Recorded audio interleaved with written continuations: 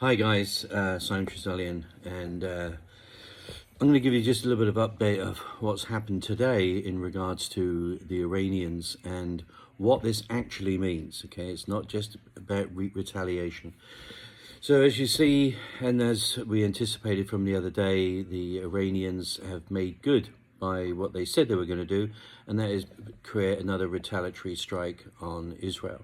The fact that they're actually using their own bases and not necessarily out of Syria is actually significant because it gives time for the Israelis to actually create a response. And this is what the Iranians want. The last thing the Iranians want is to actually do catastrophic damage to Israel because they know what that would bring them.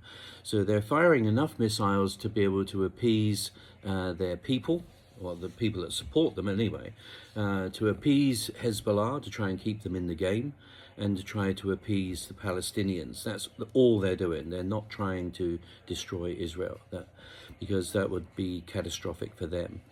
So they're firing these rockets off, knowing that Israel and the rest of the allies will take most of these missiles down.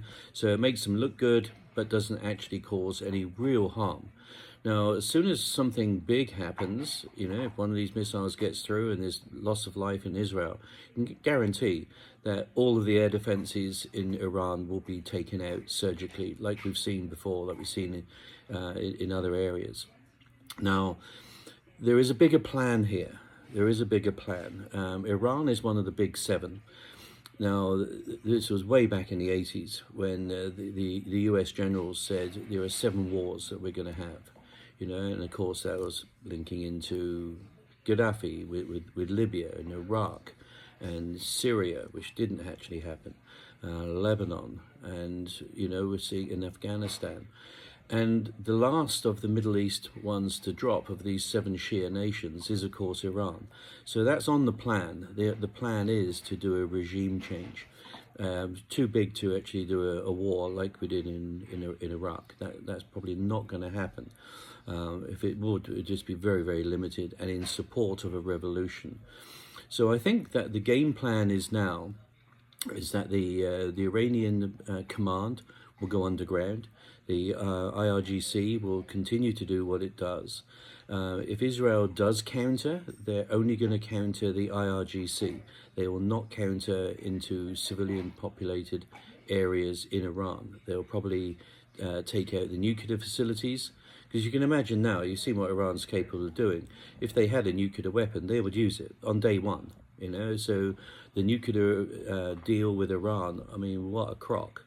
On day one of them getting a nuclear weapon, they will actually use that upon Israel.